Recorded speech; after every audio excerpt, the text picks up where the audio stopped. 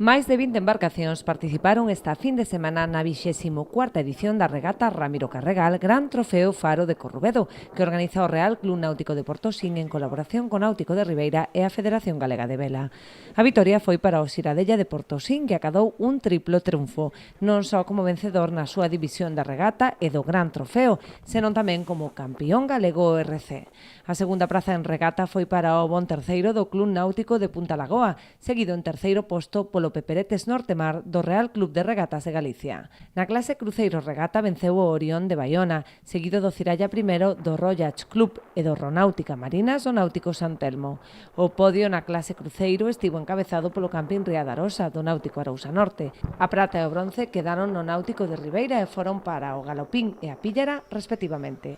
A entrega de premios celebrada no Náutico de Portosín puxo o broche de ouro a dúas xornadas de competición. A primeira unha regata costeira entre Portosín e Ribeira e a segunda máis técnica, cun Barlovento Sotavento cara as illas de Rúa e de Sálvora.